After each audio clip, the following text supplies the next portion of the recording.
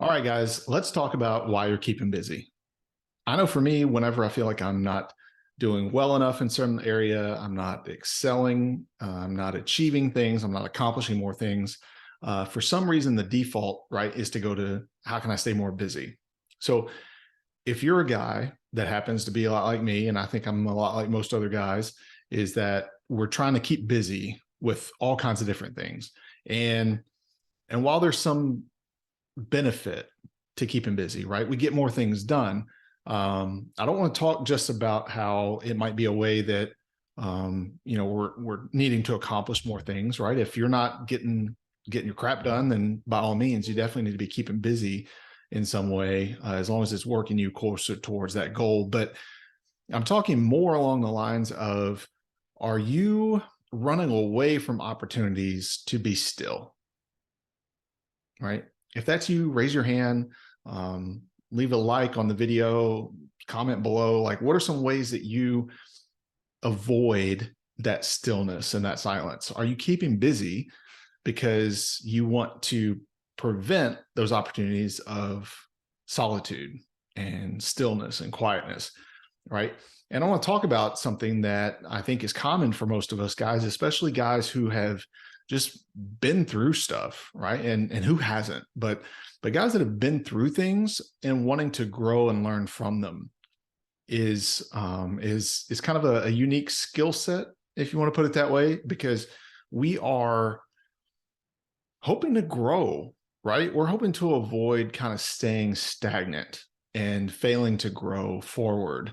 And it's easy, right? It's easy to really beat ourselves up for mistakes we've made in the past. And so I think a lot of times we escape solitude and silence because that's opportunities for our brains and our hearts to go to a space of feeling guilty and shame over things we should have done better, things we could have done more of, things that we regret doing, people we've wronged, whatever the list might be. Those are chances that those things usually come out is when we're still and when we're quiet. And I think that if we're being honest with ourselves, that keeping busy is it's a feeling that we feel is more productive, even though most of the time we're not really getting anything done, right? Are you really getting anything done in those seasons of where I'm just trying to keep busy so that way I feel better, right? So that's probably your red flag right there, that I'm trying to keep busy so that way I feel better about not being busy, right? And so when we're not busy, that's when those other opportunities pop up for feelings of guilt, of shame, of regret, things we probably need to deal with, but we're trying to avoid dealing with them. And yet we wonder why the harder we work, the busier we are, still a lot of times the worse we feel.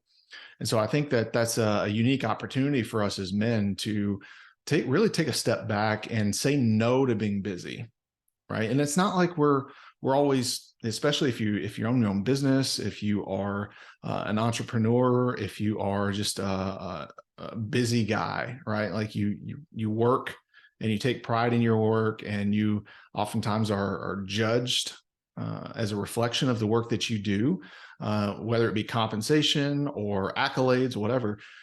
It's very easy for us, right, to get wrapped up in that sense of hustle, right? That hustle culture.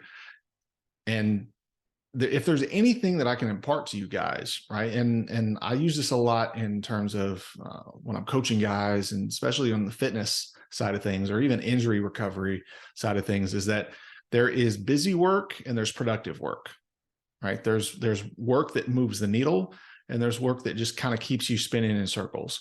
And keeping busy is oftentimes more harmful than when we just take a step back, really visit where we're at and what we need to work on, and kind of where we're holding ourselves back.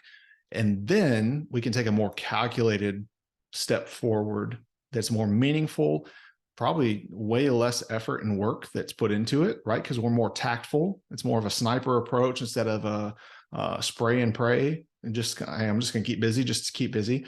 But thinking about what opportunities do you have where you find yourself trying to keep busy, right? So you can get that rush, that adrenaline rush of oh man, hell yeah, like I'm amped up, I'm doing something, right?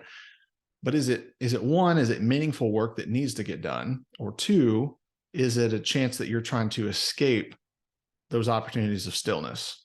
Right. So if I can challenge you guys this week to something, it would be take one opportunity where you find yourself in a busy mode, right? Choosing to be busy, that you can literally take 1 minute, 5 minutes, 10 minutes, and just sit still and reflect.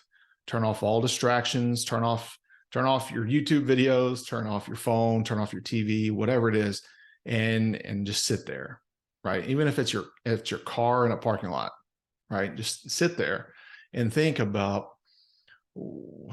what kind of stuff is it that I'm wanting to avoid sitting still with, right? And you'll know what it is. It'll pop in your mind, right? Your brain will automatically go to that spot of, man, I should be doing this. I should have done that differently. I should have said this or whatever. Right. And in those moments, guys, and I want to leave you all with this, in those moments, instead of beating yourself up, right, think about things that you're doing well now and things that you're doing differently now compared to before, and how much better that is for you. Because continuing to live in the past is never helpful, right? There's a lot of guys that live in the past because that's where they peaked, right? Like they were the man in high school, they were the man in college. Now they're just another dude not living up to their dreams or expectations that they had for themselves. Maybe that's you, but maybe you're that guy who is just feeling like, I hate who I used to be, right? I'm in that boat, right? Like I regret the man that I used to be because that's the man who I thought that I needed to be. Okay. If that resonates with you, right, you're in the right place. Okay. That's all I can say really is give yourself some grace. Realize that what we did, who we were before, the things we did, the people we hurt, the things we said or didn't say or did or didn't do, they're all things that we messed up on, right? We chose to do them and we made mistakes. And so mistakes were made, but living in that space and just continuing in that wheel of misery, just revisiting it like a bad highlight reel over and over again, when you're in those still moments, no wonder you want to run away from it, right? Because you're constantly kicking yourself. Instead of kicking yourself, guys, give yourself some grace, forgive yourself, right?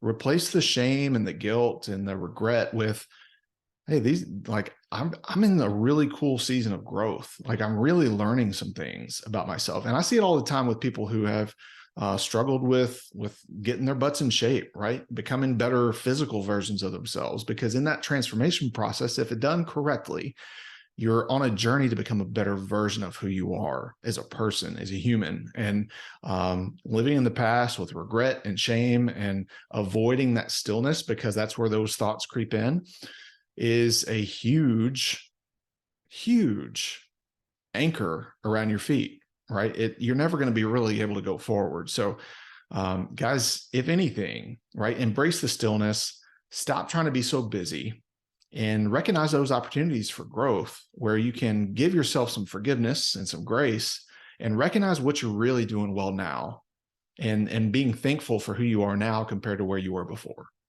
right?